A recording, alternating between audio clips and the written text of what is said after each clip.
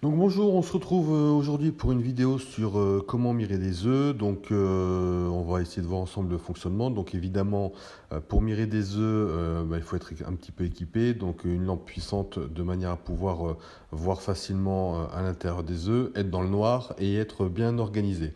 Alors être bien organisé, ça veut dire avoir ses œufs à mirer d'un côté.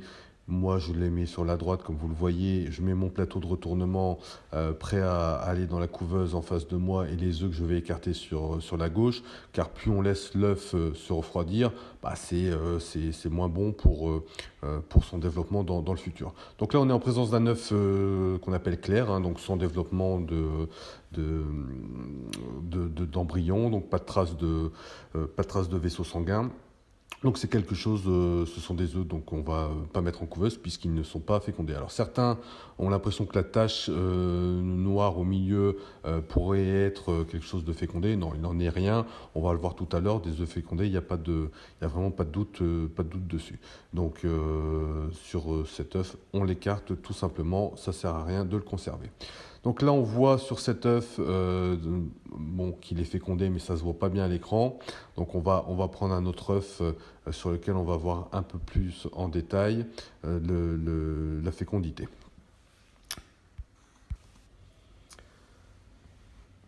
Voilà, alors ici on voit un œuf qui montre une trace, donc ça on pourrait croire que c'est un œuf fécondé. Alors c'est un œuf qui est effectivement fécondé, mais qui ne s'est pas développé. Donc à 7 jours, hein, comme on va le voir, il y a des ramifications qui sont vraiment beaucoup plus présentes et qui doivent être très significatives et qui montrent que l'œuf est vraiment bien fécondé. Donc là on a un œuf qui va être présenté, voilà, donc avec beaucoup de ramifications. En dessous du B, on peut observer une tache un peu plus ronde, donc c'est vraiment le cœur de l'embryon qui est en phase de développement. Donc là, on est vraiment en présence d'un œuf qui est très bien fécondé et donc à mettre dans le reste des œufs avec la couveuse pour la suite du processus. Ici, un œuf de Semani, donc également, donc on voit pas bien à la vidéo l'œuf qui est fécondé.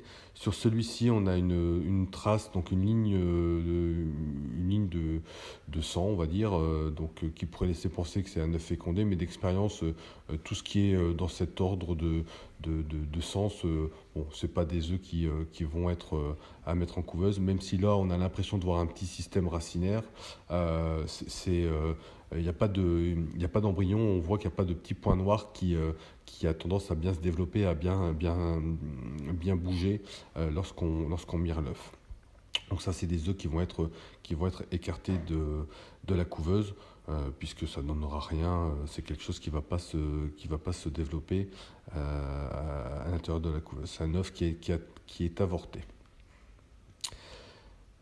Sur cet œuf, ce que l'on peut voir, c'est qu'il est fécondé, donc on va le mettre dans la couveuse.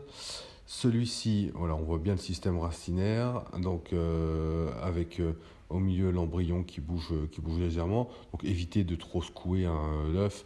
Bon, au fur et à mesure que vous mirerez des œufs, vous gagnerez en efficacité et puis en rapidité, puisque bon, le but étant de ne pas laisser l'œuf sorti trop longtemps de la couveuse, car s'il reste trop longtemps en dehors, il peut se refroidir un peu trop, et puis c'est pas forcément super bon pour, euh,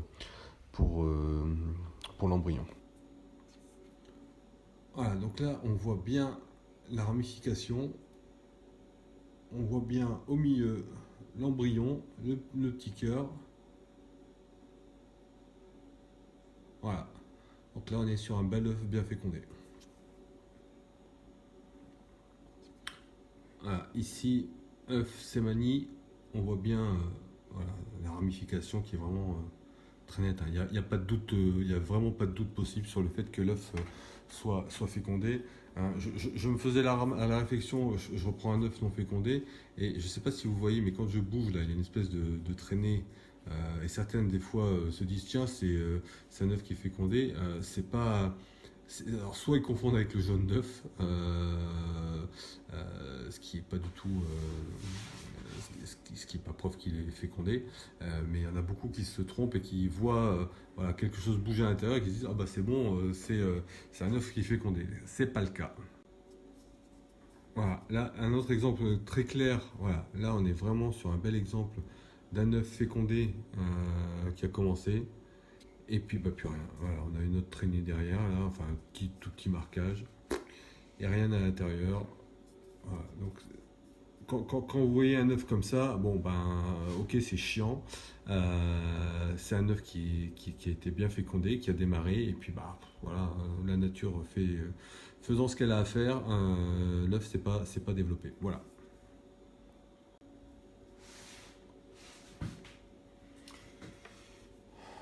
Voilà, donc là pareil, on est sur un exemple. Alors est-ce qu'on va bien le voir à la caméra? Voilà. On voit bien une grande traînée, voilà, ça une grande traînée qui va de l'autre côté avec un truc qui remonte. Bon, il n'y a pas de vrai, il y a pas de vrai développement dans tous les sens de vaisseau sanguin. Ça c'est un œuf, encore une fois, qui a été fécondé, mais qui a écarté, hein. Donc je vais même vous montrer un œuf. Alors ceux-là, j'essaie de les garder parce que j'en ai malheureusement pas beaucoup. Mais ce type d'œuf, par exemple, donc, qui a été fécondé, on le voit bien, ramification. Ce que j'aime pas sur cet œuf, c'est cette forte présence très rouge d'un côté. Alors probablement dû au fait que les œufs, dans un premier temps, je les ai pas tous retournés en automatique.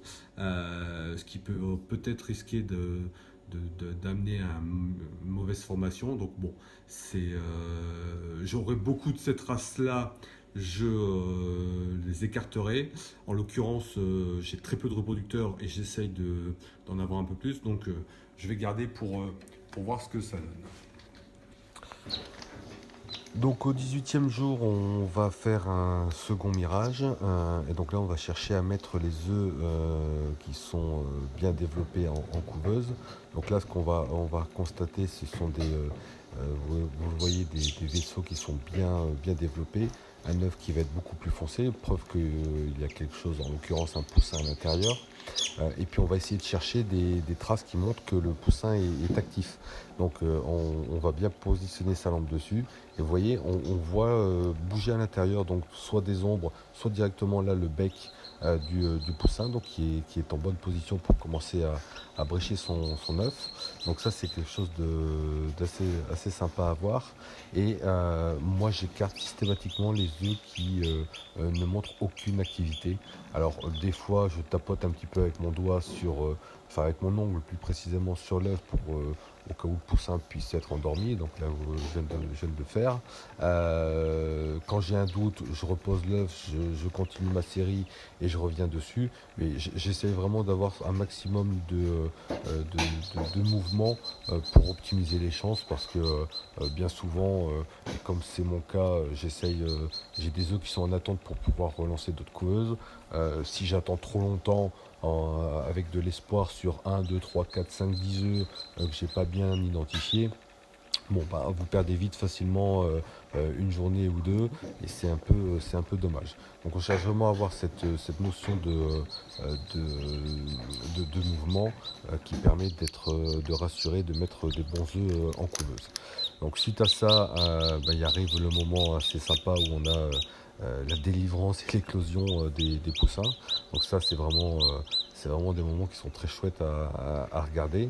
Et puis une fois que tout ce petit monde a éclos, vous les laissez sécher bien évidemment dans la couveuse de manière à ce que voilà, leur duvet soit bien sec, bien gonflé et qu'ils aient un petit peu moins froid. Et puis ensuite vous pouvez les mettre directement dans votre éleveuse de façon à ce qu'ils suivent leur développement. Donc écoutez, j'espère que cette vidéo vous aura plu. N'hésitez pas à nous laisser des commentaires et puis si vous avez des sujets qui vous intéressent, écoutez, n'hésitez pas à nous en faire part et on verra si on peut organiser une vidéo sur cela. Merci à tous et à très bientôt. Au revoir.